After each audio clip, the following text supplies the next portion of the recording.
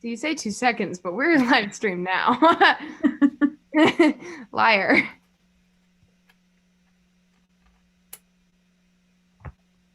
It's on. We on. Beautiful. Okay, so we start recording in like 2 minutes, right? Exactly. Okay, wicked. I'm gonna turn my camera off for a second.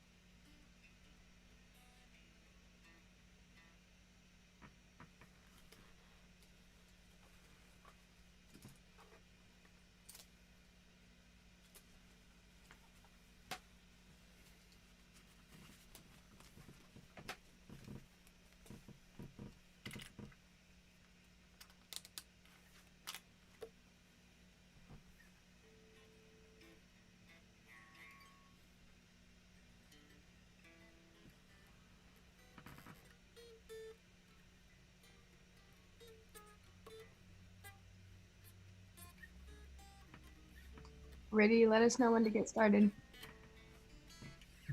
Right. Oh, that's not my script.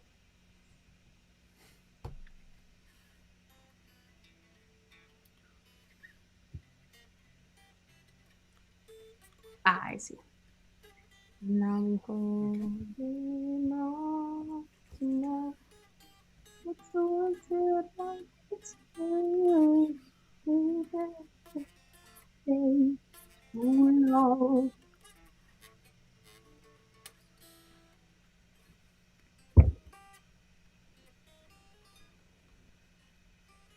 Is it working? All right.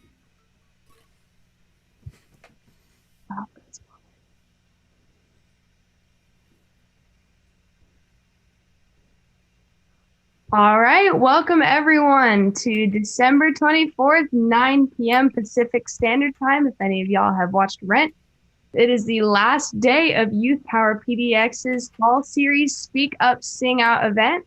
Tonight, we will be featuring 3 more musicians before signing off for the holidays. My name is Brina Marthaler, if you were here this morning, and I will be your host for this evening. My pronouns are she or they. I'd like to welcome Du. Du, could you introduce yourself, your name, pronouns, and a little bit about your work? Yeah. So my name is Du Joy. My pronouns are he, him. And let's see here. So I am of Japanese descent, which is why my name is pronounced Du instead of how it looks phonetically. Otherwise, like most people, they pronounce it Ryu or something like that. Kind of weird. Um, Musically, I play piano as a main instrument, and then I play guitar and clarinet as my second and third instrument. For guitar, I mostly like to play rock music, although I'd like to do some fingerstyle, such as maybe John Mayer or such, who is going to be one of my favorite artists. Otherwise, I usually play classical stuff, like European classical, and that's about it. Wicked, yeah. Um, so how I just before we get started, you described your identity and your background a little bit. Could you go a little bit more in depth in that and maybe tell us how that identity has affected your music? Yeah. So again, like I said, I am Japanese, but more specifically, I am from the island of Okinawa, which is basically it is the Japanese version of an oppressed indigenous group. It was a conquered and annexed group later on. Sort of, it is. I do think of it as almost like Hawaii in that kind of sense. So that is, and both my parents are from that same island, so that does I have to think about that a lot. But I am very American. I was born in America. I've been raised in America. So I am a Japanese American. So I have to face a lot of things of being a Japanese person in America. A lot of which is a lot of the random stereotypes of Japanese people. Oh, they're always so smart. You wear glasses, you must be smart. I'm going to call you a calculator, which did happen. Or they think I'm Korean and I'm not Korean. I don't know why they think that. Or Vietnamese. I'm not sure where that one ever came from. And I don't know. It was one of those things where it was just so normalized. I never thought anything of it until recently. I'm like, you know what? That is kind of weird.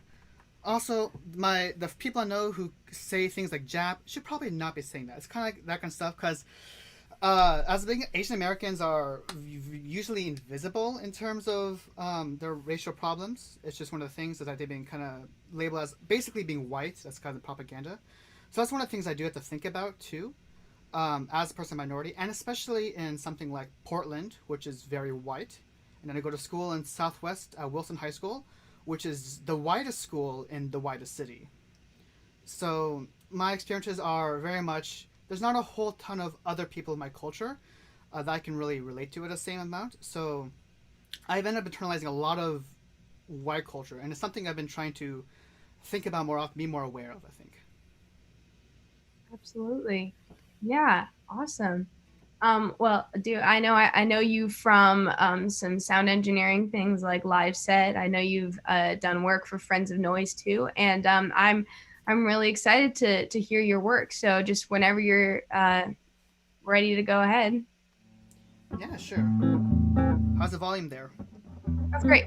All right. This piece is called Windy and Warm, fingerstyle. This one's from Chet Atkins.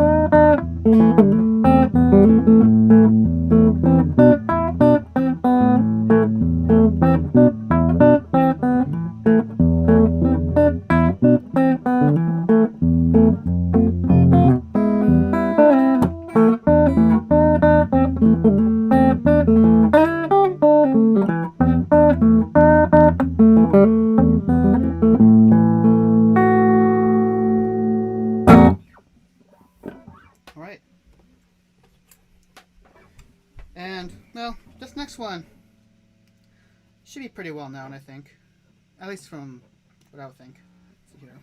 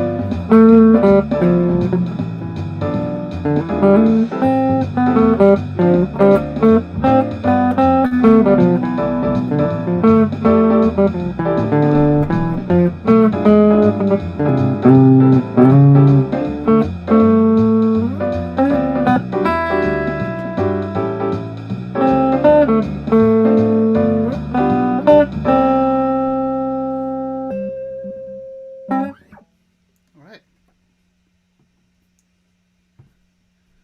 So, this next one is Take 5, which is another classic jazz standard, I would say. Alright, let's see if I remember this.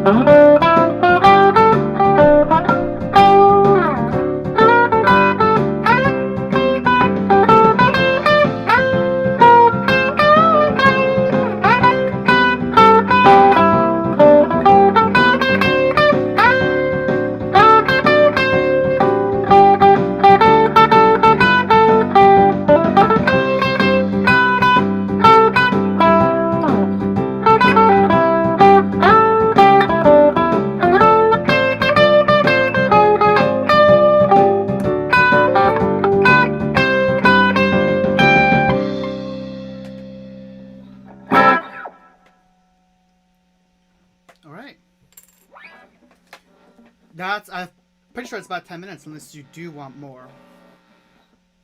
We have time for one more if you'd like. Oh god. Okay.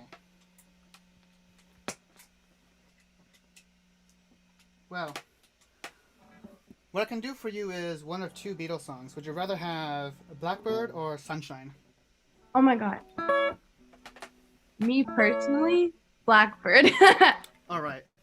Let's see here. Let's put that back on. Awesome.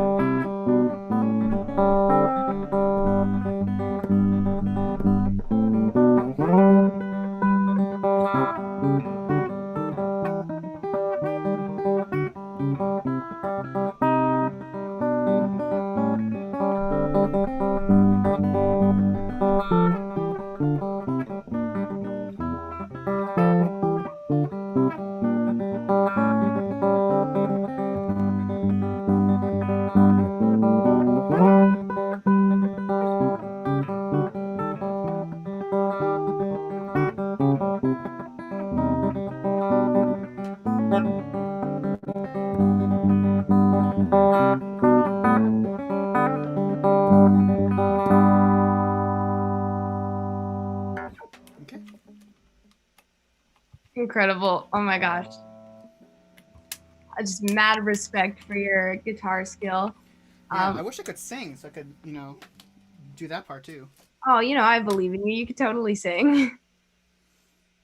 Um, Well, are next you rap ready I should to bang.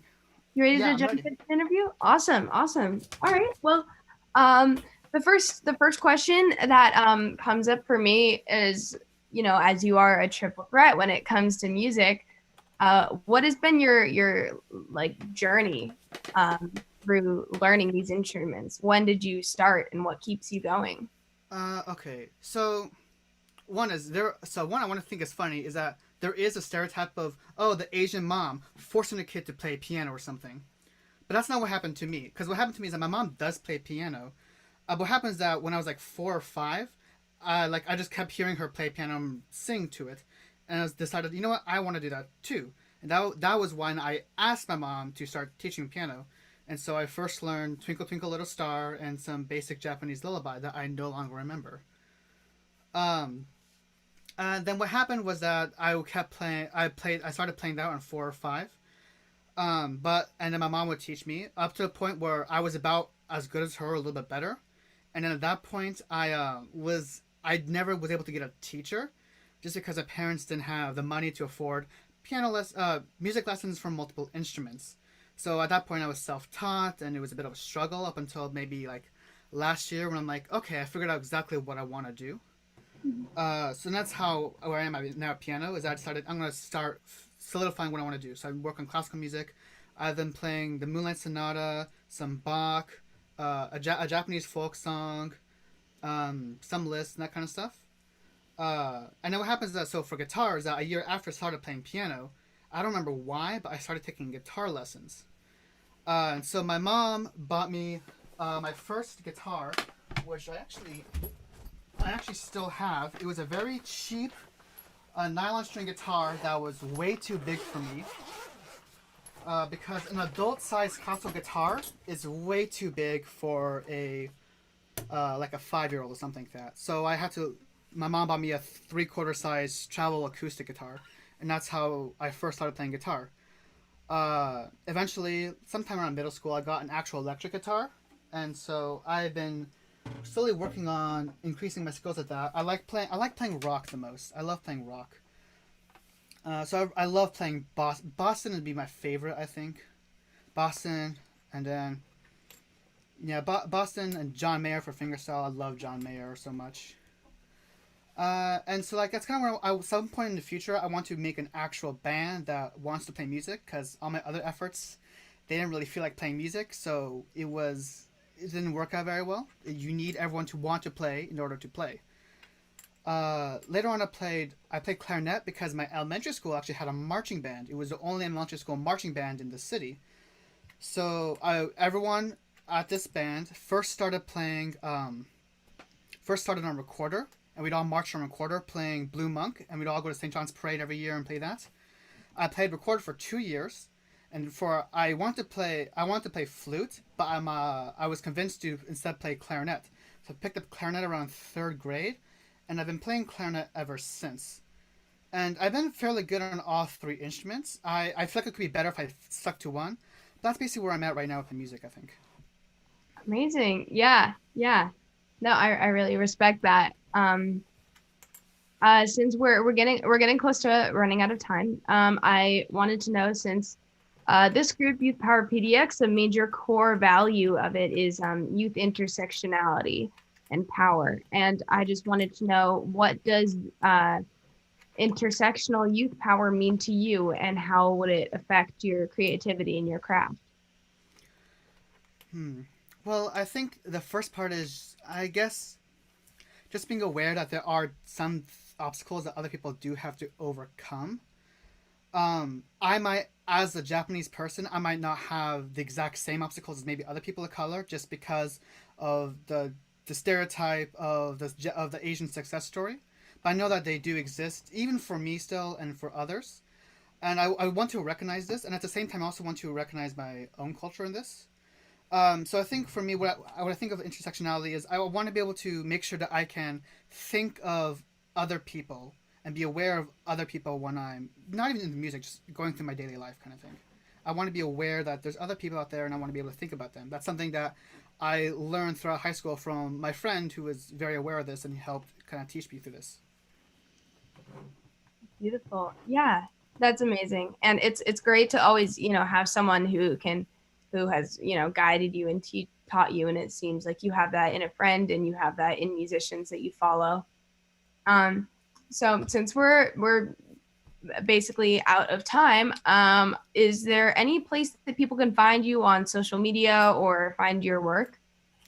Um, at this point, actually, not really, because I haven't focused actually on producing music at this point, just because I've been working on applying for music conservatories. So there actually isn't a place for me right now, but maybe one day in the future, you guys can find me at some point. All right. Well, for that audience watching, write down the name Do Joy and look him up in the future. I'm convinced he will be famous. Is there anything else you'd like to add? No, I think that's about it. Awesome. Well, thank you so much for coming on here. It was an incredible show. Thank you. All right, thank you for having me. Absolutely. All right, bye.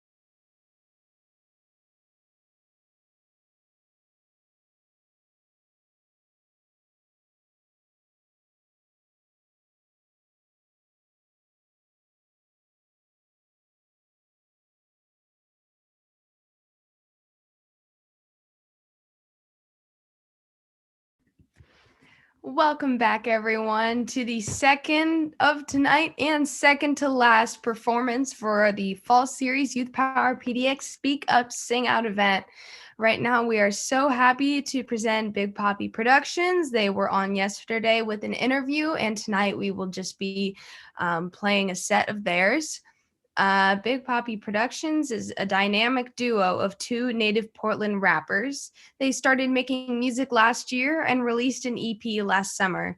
They are currently trying to branch out of the rap genre while still sticking to their roots. If you want to check out their interview, please go to our website, youthpowerpdx.org, to check out the archived interview. And you can find them on SoundCloud under Big Papi Productions or Instagram under the same name. So without further ado, I guess we can start that stream.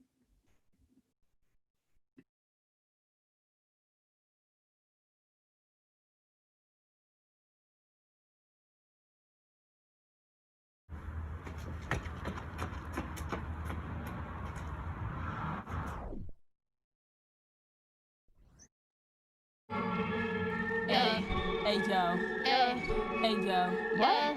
Hey What? yo, Big Papi on the beat? Hey, shout out to yo, Yeah. selling dick for $5. When I see your bitch, you know she finna holla. Bitch, get the strap. Then you do a lap. Dance on the floor. You know your girl a whore.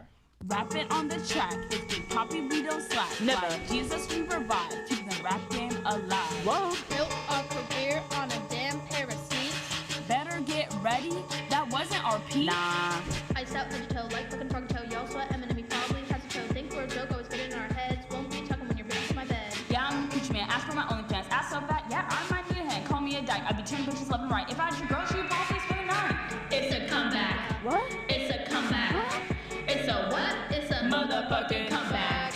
Yeah, we came back. Yup. Yeah, we are back. Huh. All these jealous rappers better watch their back. So, Watch that back, bitch. So, Watch that back, bitch.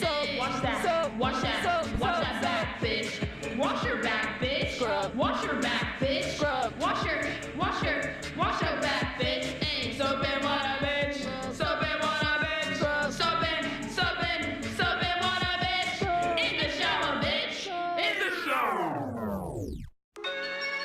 hey yo, hey yo, hey yo. Big Papi Production. Literally, it's madness, bruv. No, that don't make any sense, love. You need to get it together, bro. Cause you are at an all-time low. Cut your hair. Cut your hair. Smells like a dirty piece of underwear. Please, I'm begging you, just cut your hair. Dreads are not for you, man. You're so white, please get a tan. Cut your hair. Cut your hair. Walking around looking like a caveman, black people do it, doesn't mean that you can. Cultural appropriation, it's wrecking the freaking nation. I promise you, you don't look cool. In fact, you look like a big fat fool. Cut your hair. Cut your hair. Man bun is ugly too. The amount of grease is like dirty shoe. I don't want none if you got a man bun.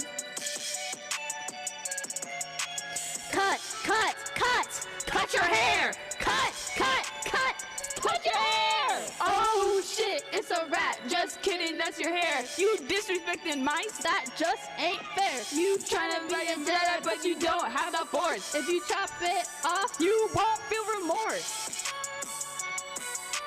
Cut your hair. Cut your hair. If you want to be a cool kid, just shave your head like Raya did. You can wear beanies that'll fit your head. I promise you'll be cool, just like we said.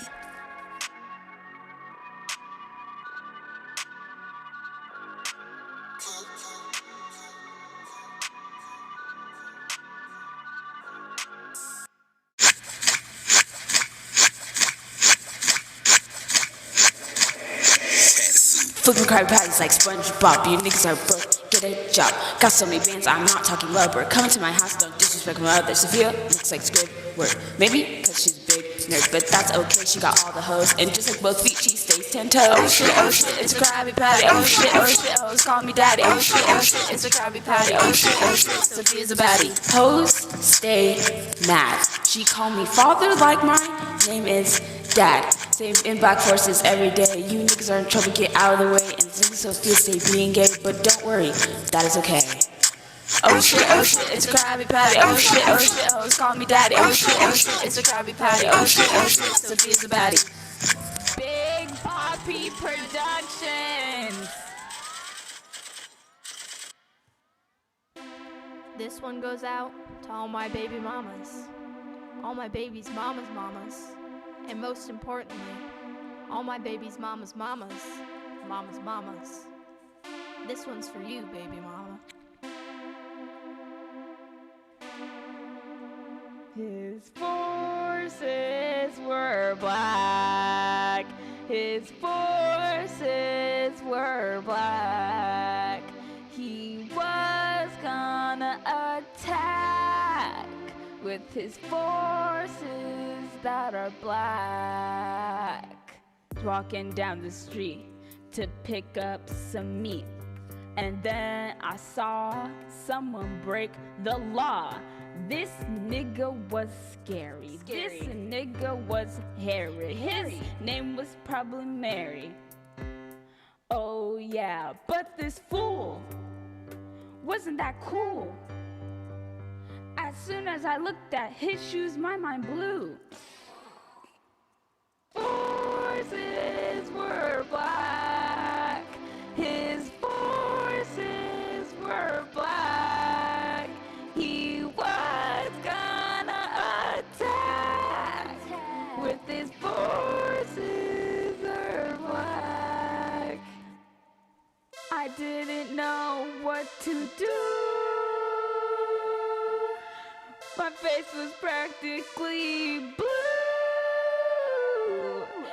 It's just this nigga with his shoes.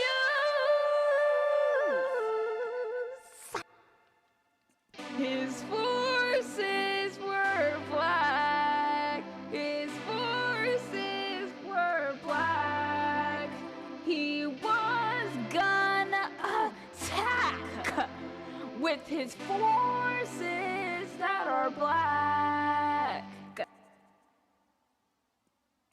I was scared of my mind, I was afraid it's my time. Now I'm here singing this rhyme to warn y'all about these niggas in forces. They probably have several divorces. Maybe they eat some horses. Please stay away from these niggas in forces. Forces.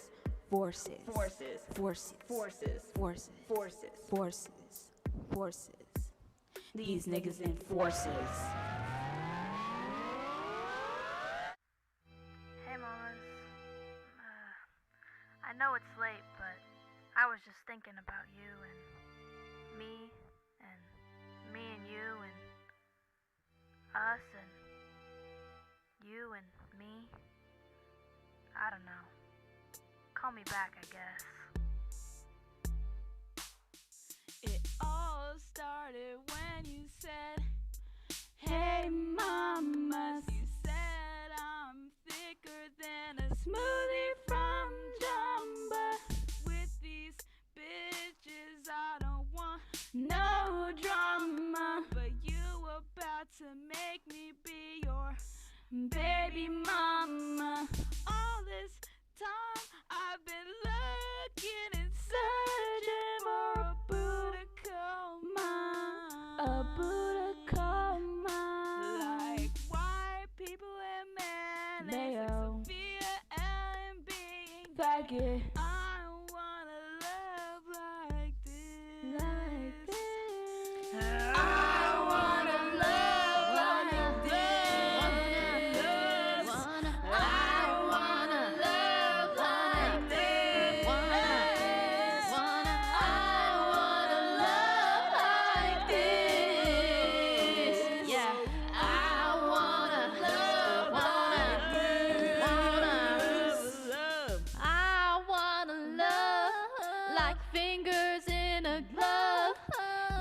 can be my helping hand, my right hand in man.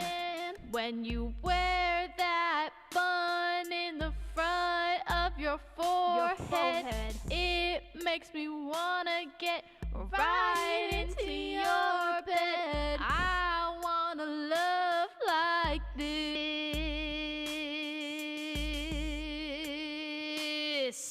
I wanna love like this. I wanna love like this. I wanna love like this. I wanna love like this.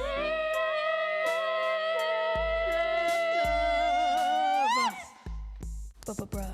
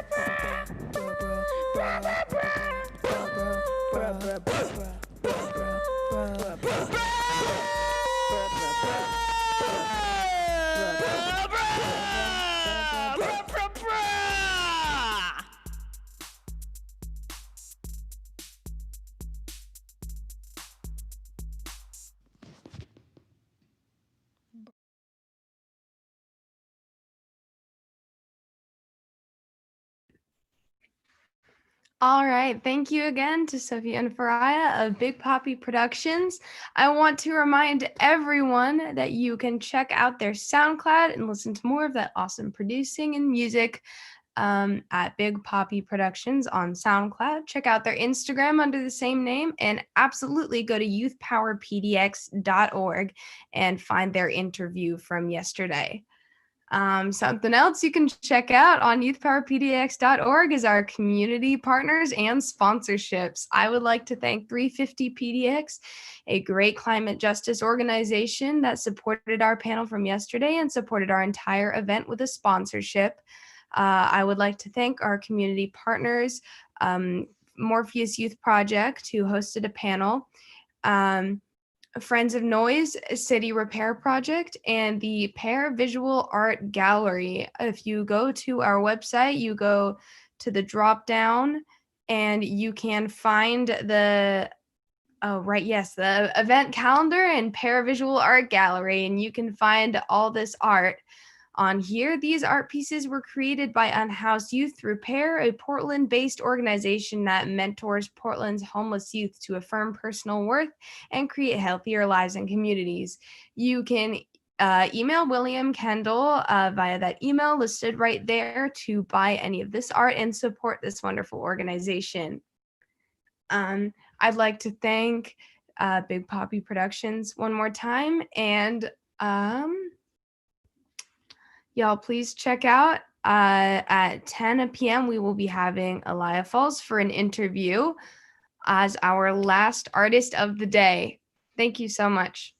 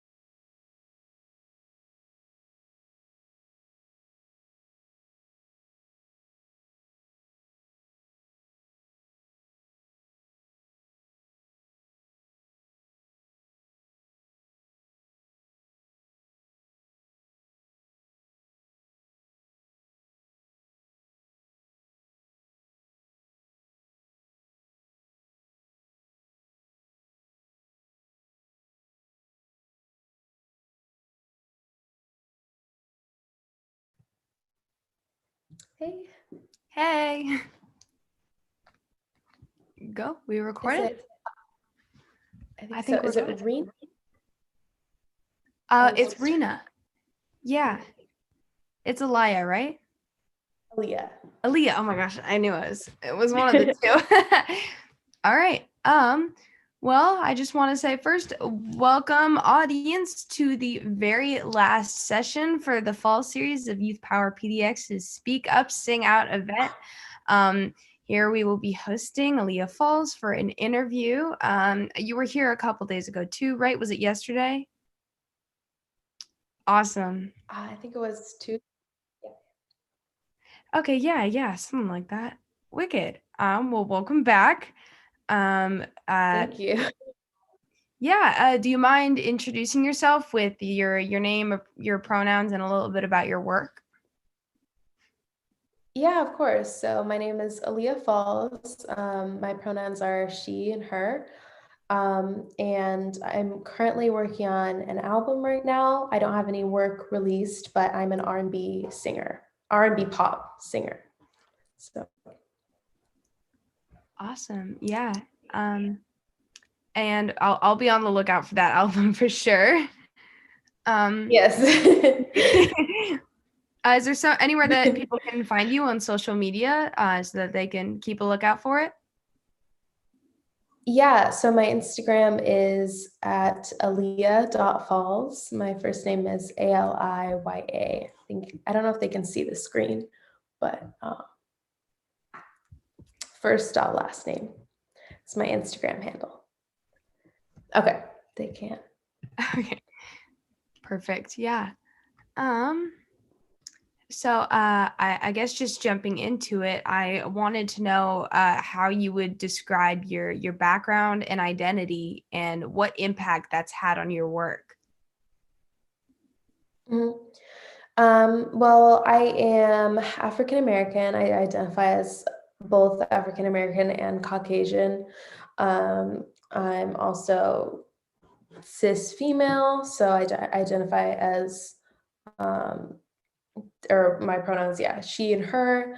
And that's really affected my music, I would say, in the sense that because I have not only like a voice coming as writing as a female artist, also having the being African American, I have kind of two parts to when it goes into the creative process. So I always want to think about how I can cater towards an audience of people who look like me and also people who don't look like me. So I take both into account when I'm writing my music.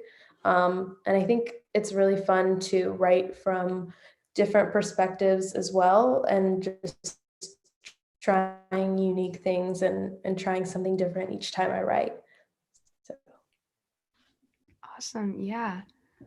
And our identities are impacted by how others see us. I wanted to know, how have you been impacted by like the gaze of others, whether they're male or female, black or white? I would say I've been impacted the most just by people not really recognizing that I am Black. And like I said in the last interview, my family is a lot darker than I am. They have a lot darker complexions. So I think a lot of times people don't assume that I come from that background. So it's just that's definitely impacted me because how other people perceive me is not necessarily how I perceive myself. So that can be difficult in terms of making friends with certain people who might not hold the same beliefs about equality towards minorities, and finding out that later on can be difficult because people, I guess, aren't always what you think they are, I guess. So Yeah, you can easily, I guess, yeah. totally. And I guess you mentioned people seeing you as an identity different than what identity you see yourself as. Do you think you've grown into what you see in your identity more? I think it's actually, for me, it kind of went in the reverse. I think growing up, I just assumed that I was, I looked like my family and that people recognized that I was Black. And then I think as I got older, I realized, oh, I don't really look like them. And people around me don't see me as African American. Like I can white pass very easily. And even though I've never identified as only white, I understand that that's how people see me. So when I'm in a room of people, even though I might identify as Black, the way people see me isn't necessarily Black. So it's just contradicting and it's confusing, and it's actually gotten worse as I've gotten older. I think now that I realize it, I can be a little I don't know, just be a little bit more like hesitant with the way I approach people. But yeah, I've definitely noticed it more now, because not only is it like difficult being just confused on like which identity you fit in with, but within African American culture, there's a lot of colorism too, which is horrible, because it's like you're already, divided from society, but then within a culture, there's a side of it where the lighter skinned people tend to be praised, and I don't stand by that at all. I don't think that's how the way it should be, but I think a lot of times in entertainment and stuff, that's the case. Yeah, 100%. And I guess that is like a large part of your everyday experiences. It must be. Is there like how does that translate into your music?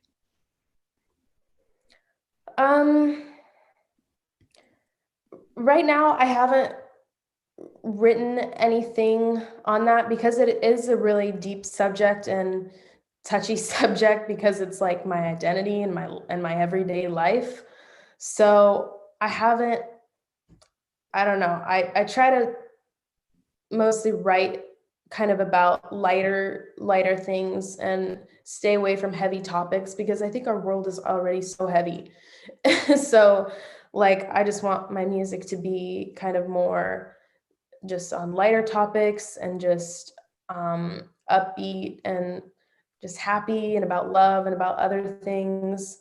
So that's just like a personal choice for me for when I'm creating art. I don't really like to tie any like deep personal things, because then for me personally, that's not helpful for me to just sit and write about something that I already deal with.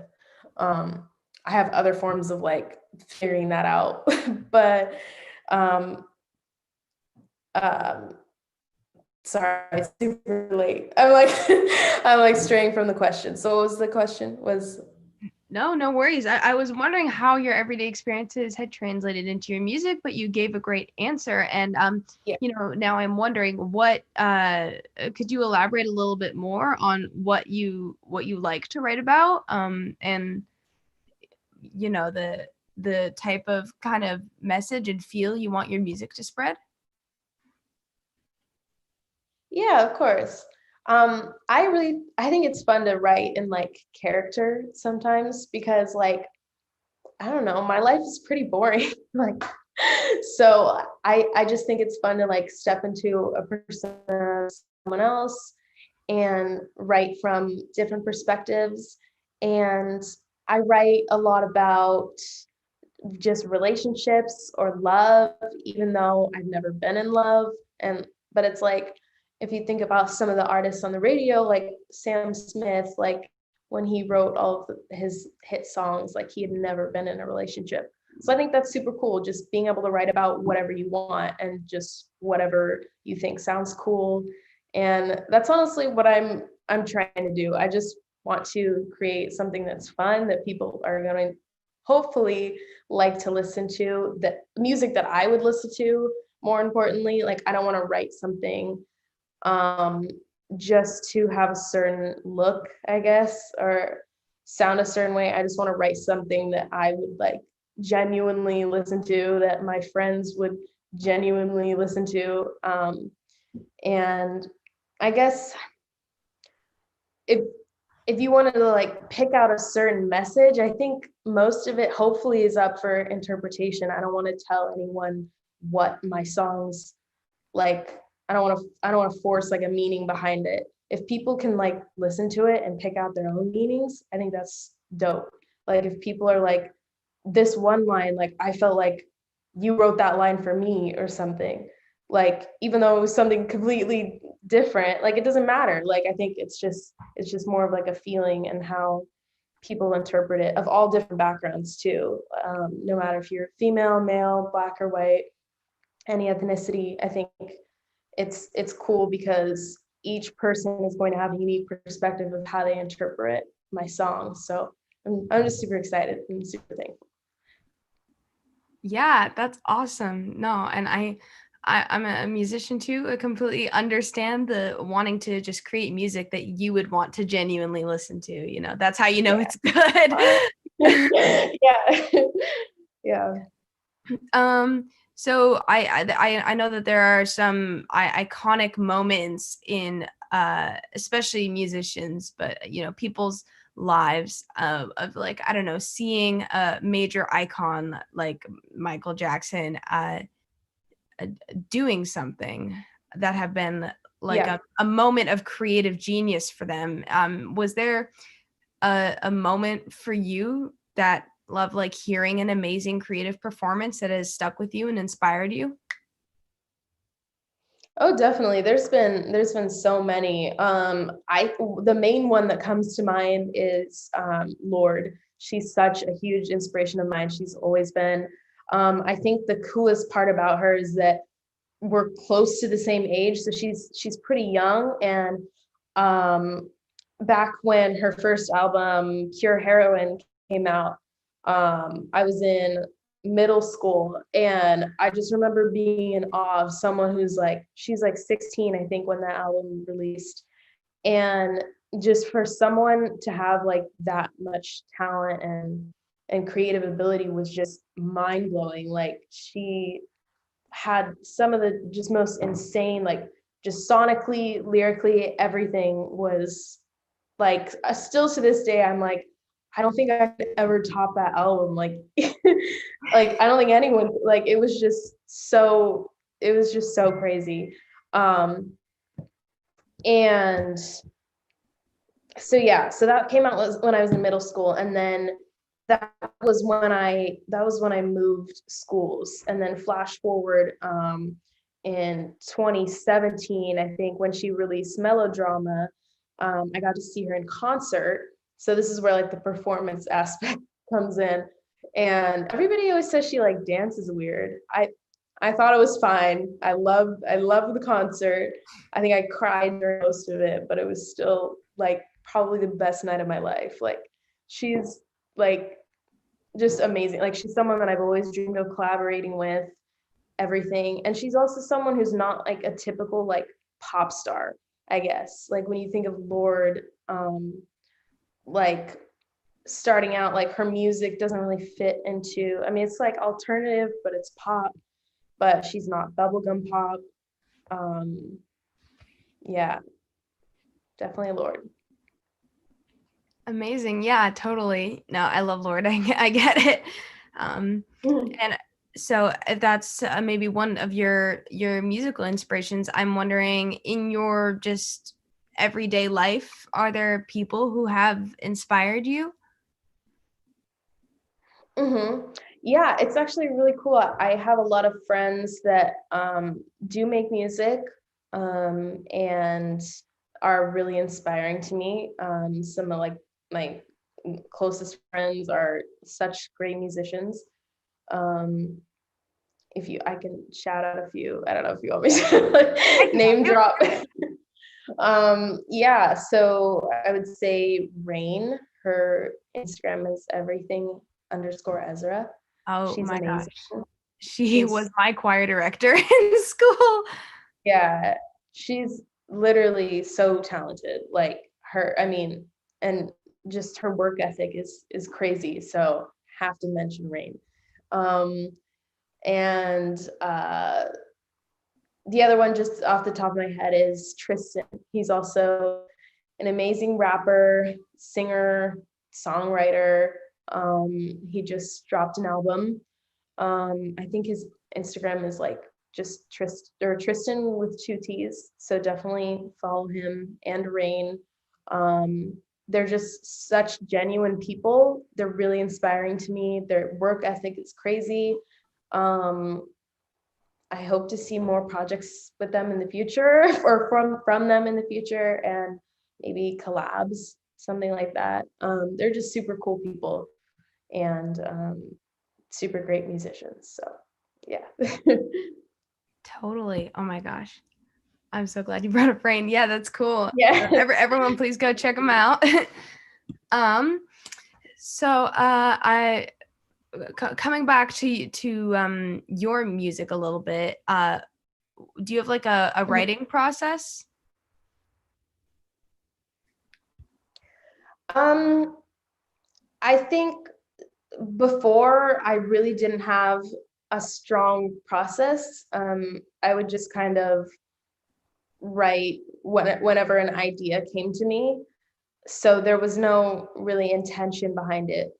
And in a way, I think I got a lot of like strong creative work out of that, but it wasn't necessarily, they weren't necessarily songs that would be radio ready, I guess you could say, or would sell really.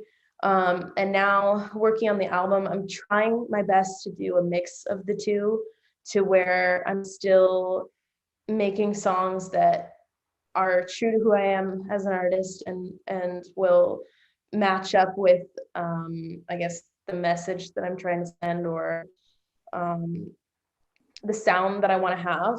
But I'm being more intentional about, when I say like I want to make songs that I listen to, I mean that like in a way that a song that would be on the radio type of vibe, because I love artists like Drake or Party Next Door. I mean, Party's not really played on the radio like that, but Drake 100% is. So studying some of his songs, things like that, because I want to make the best music that I possibly can for this project. And I want to make stuff that I'm proud of and that I will listen to, and hopefully other people will listen to as well. So Totally. Yeah. I have full confidence in you. And of course it's inspiring to see people who have reached such a wide audience, like Drake and like Lord with their music. Yeah. So I completely understand. We have a few minutes now. So switching gears, a large core value of Youth Power PDX, this organization, is intersectional youth power and overall intersectionality. So I wanted to know, what does intersectional youth power mean to you, and how, if it does it affect your creativity and craft?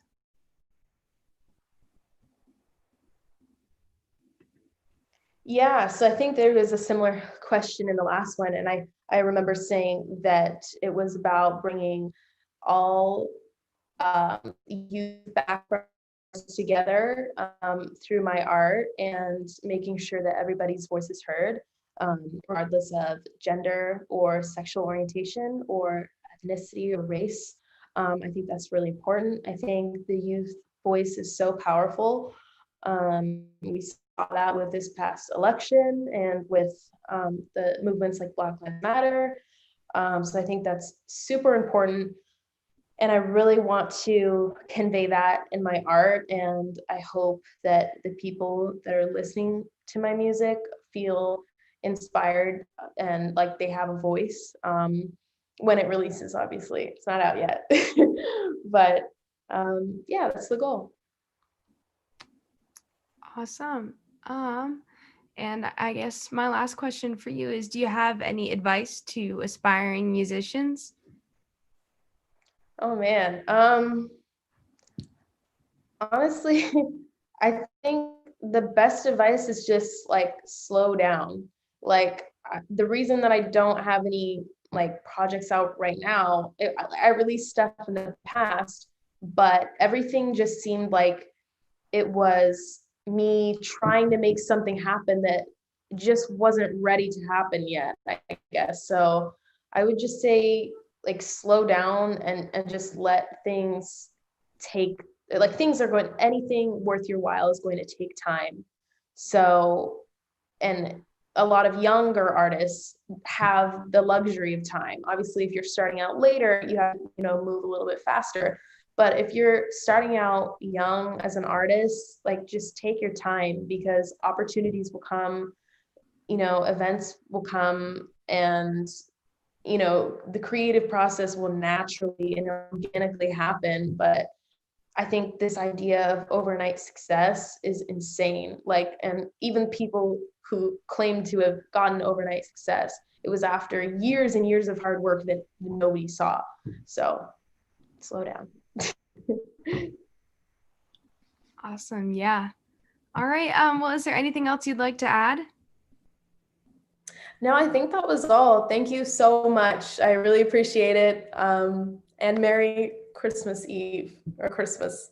Merry So Christmas Eve and Christmas to or you happy too. holidays. Yeah, it was so wonderful having you. Thank you so much. Thank you. Bye. Bye. All right. As we close up, I would like to once again thank every single panelist, musician, poet, speaker, and participant in this event. We couldn't have done it without you. We couldn't have done it without the Youth Power PDX team and the Youth Power PDX core panel. Please check out our website, youthpowerpdx.org, to look for future events and watch these archived events. And please, again, check out our sponsor organizations. Happy holidays.